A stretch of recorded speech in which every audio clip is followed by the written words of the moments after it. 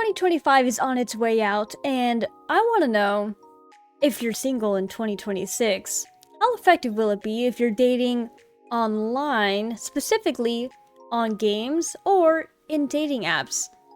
Is one better than the other?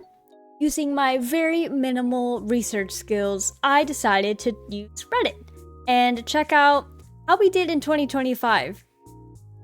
So, before you yell at me in the comments, just know we're using Reddit and like maybe one other source to kind of get a feel of how successful dating was last year through MMOs specifically when it comes to gaming, and the bigger dating apps, Tinder, Hinge, and Bumble. For the dating apps, we're going to start with Bumble. And for Bumble, it didn't seem as successful as the other two dating apps because there were only a few marriage posts and one engagement post that I saw for 2025, and these relationships started back in like 2019, so a couple of years ago. I did notice that some of the posts mentioned that they had gotten out of really bad relationships and then hit it off immediately on the app after a couple of dates, which is super cool to see. But one thing to think about is one of the posts said that fake profiles were a thing back in 2019. So knowing that, it's probably more and more prevalent now, which may become a barrier moving forward into 2026. I then wanted to look at if people were asking for advice on dating. And because it's Bumble specifically, I wanted to know if men were actually having success on the app. Because if you don't know how Bumble works compared to the other dating apps, women need to reach out first. So you can swipe, but if there is a match, the woman has to reach out to the man first. So I was wondering, are men actually successful? And when I did see a couple of posts who did ask for advice and were talking about this topic, the best advice was to not just be on one app, especially for men, because where Bumble, women have the advantage, it's not necessarily the case on other apps. So if you're really struggling to be successful on Bumble, you should just be on the other apps too, to kind of even your chances and give you more opportunities. There was something that they also mentioned about like putting more effort into your bio and talking about yourself more, but that seemed to be more specific to the poster, you know? And then I did notice a really hot topic post, which basically said, delete the app entirely. This person was complaining about how on Bumble, race and appearance matter more than anything else, which makes sense, being that this happens kind of in real life too. When you see somebody before getting to talk to them or whatever the case may be, someone's going to make judgments, which is way easier to do on an app because you don't see someone in motion, you don't see how they're acting, you're just going off appearances and kind of some stuff they write. So while it is unfortunate, preferences do exist, and that's just something that you have to deal with in a dating app, whereas in gaming, you wouldn't have to deal with that because people don't really post their faces immediately, right? You may find out later, but you're not going to find out immediately and then make judgments right on the go. So the top comment for this hot topic post was that mindsets need to be more realistic, because I guess a lot of people who are using Bumble view it as a game. So if you do feel really bad using the app because nobody likes you and you're not getting, anyone reaching out to you, you really shouldn't stay on it. And I think that's good in general. For advice, if you're feeling really shitty about using an app where it's like dating people or finding friends, or even Twitter, for example, and you don't like what you're seeing and it makes you just feel bad using it, it's better to like get off the app, go do something in real life. You can come back later when you're in a better mindset, or maybe that application just isn't the one for you. We're moving on to Hinge, which I believe was the most successful out of the three apps, because I saw more than 7 posts of people talking about how they met on Hinge and now we're getting married. So I did want to take a look at how long ago they met before they came back to the subreddit to say, oh my god, our relationship worked out, which is super cute. And it looked like most of the people who were getting married now met back in 2020, 2021, 2022, and 2023. So that 4-year time span, people were popping off, and now their relationships are moving on to the next level. But it does make me wonder, are people going to be posting in a couple of years from now saying that they met in 2025? Or was that kind of the boom back when, COVID was happening, and right after COVID, everyone was lonely? It's just something I was wondering about, and we won't know till later, but it's something to keep in mind. So I did also want to look at if people were saying, oh my gosh, like I'm not having a lot of success, or I've been on the app for this amount of time, what can I do to get a little better? And the top advice that people were giving for Hinge was 1, be flirty on the first date, stop running it like an interview. Which I think is very basic advice, but a lot of people forget because if it's a dating app, you move fast, right? You're like, okay, checkbox, checkbox, checkbox. Okay, you don't check that one. And you're trying to get through probably, all the boxes that you can before realizing if, you want to move forward. But in doing so, you're going to miss out on a lot of the actual connection between people, which makes sense that some people were doing because they're really serious about dating, right? That's the point of Hinge. But at the same time, you kind of take away from the whole process. That was something that people were saying, do not treat it like an interview, number 1. And there was an interesting comment that I did see, which I also agree with, was that the slow burn type of relationships may struggle on apps because the intentions are clear from the get-go, whereas in real life, you don't always know right away if the other party's actually interested in the relationship. So in general, like apps are super straightforward and you move quickly from date 1, 2, 3, which I totally agree with. And it's also why I think dating via games will be more successful than apps as we move forward with society. But we'll get to that in a little bit. So I wanted to circle back to the success posts from Hinge just to give a few details about who were successful and why they said they were. One of them was that this individual was about to delete the app and they saw that there was one notification about this person's recommended as most compatible. They're like, okay, fine, I'll respond, go on the date. And now they're getting married. So that one last chance actually made it for them, which is super cute. And then another one actually shared that the woman was about to get off the app and take a break. It wasn't going well. Last straw. And then he, her future husband, was actually getting on the app for the first time. And she said, okay, fine, like I'll give it a chance. But then they had a couple of dates, and as they continued to, date each other, which they only did because they had similar interests and goals, they had a lot in common, they fell in love over time. So this one comment I thought was very interesting because we just heard about how slow burn types of relationships may struggle on the app, which is probably the case most of the time, but this does show that it can work if both people are on the slow burn type. They're willing to do a few dates, take it slow, get to know each other. So that was really cool to see that it's not like impossible to have the slow burn. While it may be a little different because you both know both people are trying to, have a relationship for sure. It is nice to see that it's possible. Moving on to Tinder, it was semi-successful. I saw around like 5 posts about, hey, we're getting married this year. And then I went to look back on, hey, when did they meet, right? Looking at the dates. They actually had a lot of couples that met in 2015, 18, 2020, and then 2022.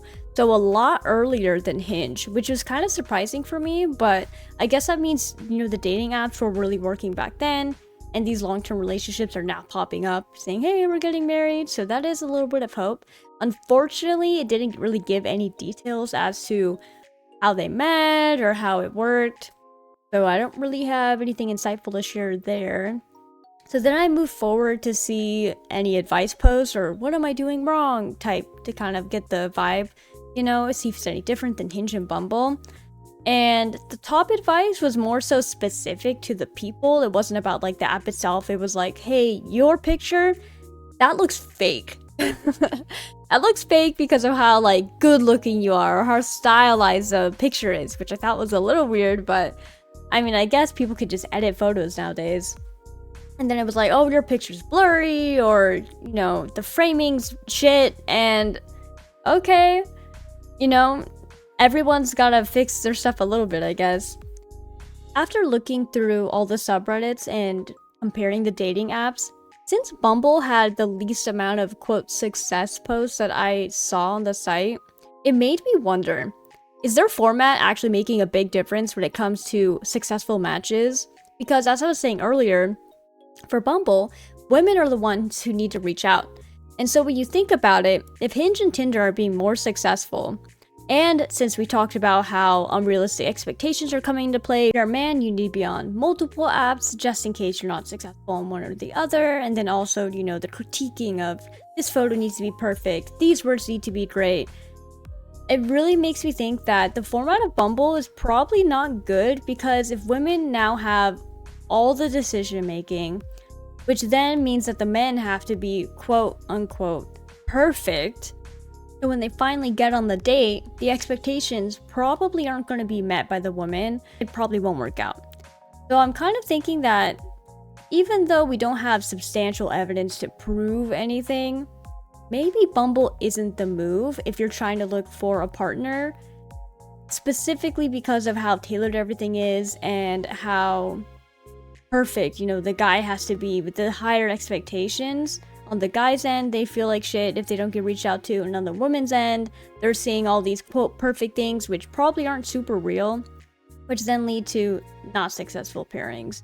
So maybe Bumble is not the move going into 2026. That's just an observation I had. So I don't know, what do you guys think? Could we say that dating apps were successful in 2025? I'm not really that sure, but I did really want to get some data in there. So I was looking for some articles on dating apps, and I was able to find one stat shared by South Denver Therapy. They're actually a top-rated therapy and marriage counseling business, so take what you want from that. But they did share that 1 in 10 partnered adults met their current partner online. This makes me believe that yes, online dating is successful, but also that maybe it will continue to be successful in 2026. It also mentioned that out of 350 million dating app users in 2024, Tinder had 60 million of them, which is almost 1/5 of all users from any dating app, which may explain why Tinder also had a good amount of successful pairings. It could just be that they have way more users, which then makes the amount of pairings that are successful be higher, even if the actual success rate is not as high. So that's something to think about. But overall, I think that dating apps, they may be helpful in 2026, but as it continues to move forward with the unrealistic expectations and the, perfecting and pushing of, A to B, we want to be super serious right away, I think it takes away a lot of the fun of dating. So personally, I don't recommend. Moving on to gaming, which I picked MMORPG specifically because I actually found my partner in an MMO, which we now have been together for over 5 years and we live together. I also know a bunch of other couples who met in an MMO. So for this reason, I wanted to look at them specifically to see their impact over other games, though I would say moving forward other games may be more successful because MMOs are quote unquote a dying genre, but we can get back to that in a little bit.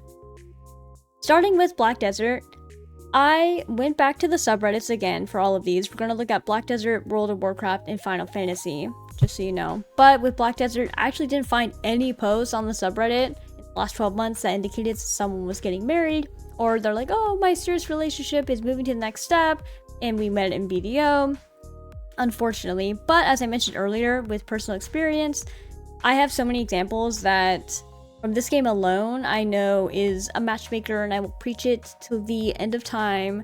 So we can move on to World of Warcraft.